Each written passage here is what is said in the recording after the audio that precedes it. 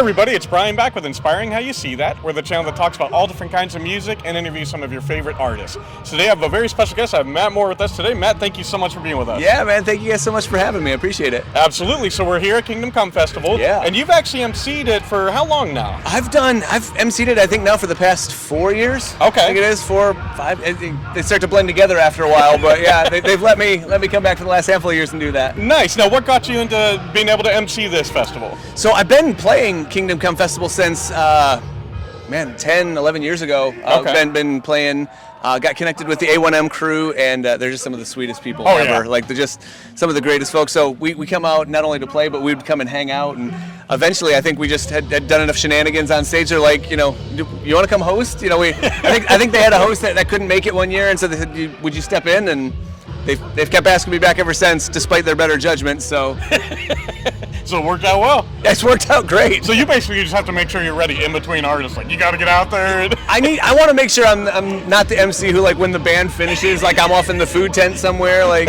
and there's just dead air and everyone's going, where's the MC, Now, how are you going to do it when you're band up? Are you like, I'd like to announce me? In past years I have, yeah. Usually in past years we'll do like a, ladies and gentlemen, of all the bands you're going to hear today, this is one of them, Nice. Now, how did you get your start in music? Yeah, I grew up in a family, musical family that my dad was our worship leader for years and years and years. But I never had any interest in music, like in high school. Like, I listened to music, but I just wanted to play sports. Sure. So it wasn't until I was about 17 that I got a hold of a guitar, and then just fell in love with playing. Tried to start some local bands that varying levels of, local success. And God just kind of kept providing opportunities to go do more stuff, and it's been my passion ever since. So. That's awesome. So who were some of the influences when you were first starting out?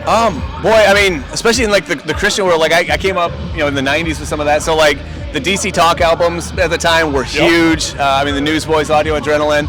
And then eventually getting into some of the heavier stuff, like discovering some of the heavier, like Tourniquet and Stavesaker and some of these just incredible, like Living Sacrifice, like these big heavier bands and stuff like that.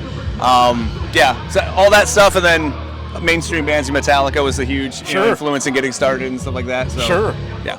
So now, you've had number one song. Yeah. You've been released music. You've had new music come out. How does it feel to now be in that group that you looked up to as a kid? I don't think I am in that group. No, I tell you, honestly, you feel like an imposter sometimes because you're like, I'm looking at the names on the charts going like, those guys are legends, man. I'm just honored. Is this a mistake? I'm honored to have my name even mentioned with them. So, no, I don't put myself in that category at all. I'm just happy to be part of the team, man. Sure. Well, so you were saying earlier before we started that you're working on new music. So yeah. Give us a little bit of what's going on with that. Yeah, working on some new stuff. Actually, just put out a brand new album, brand new EP at the end of last year called The Art of Precious Scars. Worked with Josiah Prince from the band Disciple. He produced it all and made it sound really, really cool. So yeah, we're just out right now, out promoting that, pushing that, touring on that, and then working on some new stuff. Hopefully get in again later this year and throw down a couple more tracks. So. Fantastic.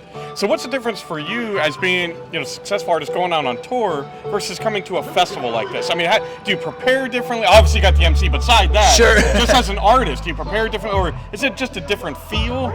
Yeah, honestly, each environment is kind of its own unique thing. Like a tour is a little different than like if we're just doing one-off shows, or I play in churches, we play in festivals, we'll play like venue, clubs and bars, so like pretty much anywhere they'll let me. So a festival is a little bit different just because a lot of times this festival in particular almost feels like a family reunion. Exactly. We come back here and we spend half the time just hugging people and being like, hey, I haven't seen you since last year. Whereas usually on tour, like more often than not, we're meeting people for the very first time. Like sometimes you get people coming back, but usually we're trying to win people over for the very first time and stuff like that. So this is definitely more of just a family vibe. Just come and jam, Awesome. Now, looking back on your career up to this point, if there's anything you could say, man, I wish I would have done that a little bit different, what would jump to your mind? I wish I wouldn't have waited so long on some stuff, man. Like, Okay.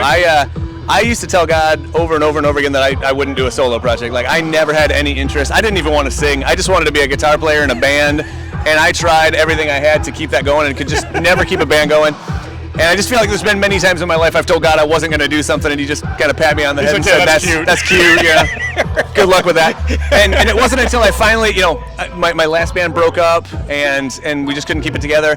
And I remember that was one of the very first times I remember hearing God's voice, like not necessarily in that audible way, but just like that, like sure, you know, spirit. And He would say, like, "You keep saying you want to serve me with music, like, why are you waiting for somebody to come do it for you?" Yeah.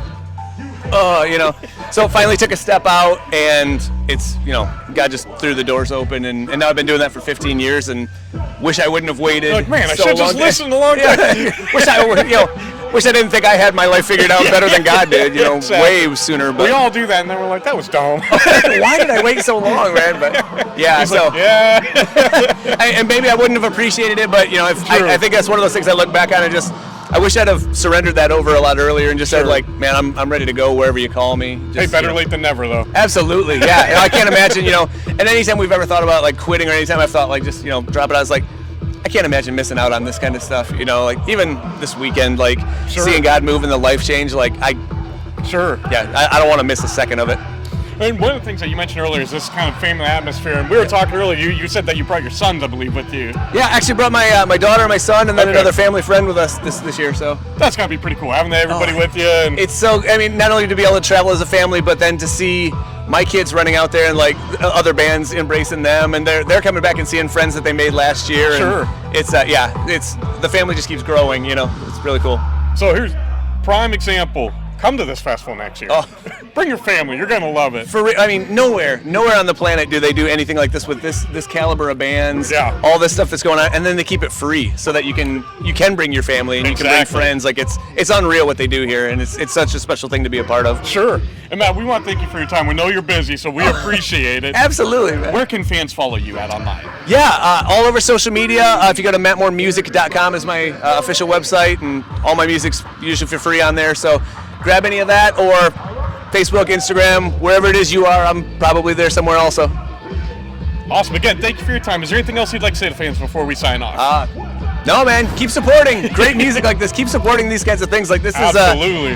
To have a platform that we can share our hearts and our music and stuff like that is such an incredible blessing. So please keep supporting this kind of ministry. This is amazing. Thank you. We appreciate that. For sure, man. And likewise, reach out, follow all these artists because they're incredible people. You want to root for them. That's what makes it special. Thank you again, and as always, thank you guys for spending this time with us. We love you all. God bless, and rock on.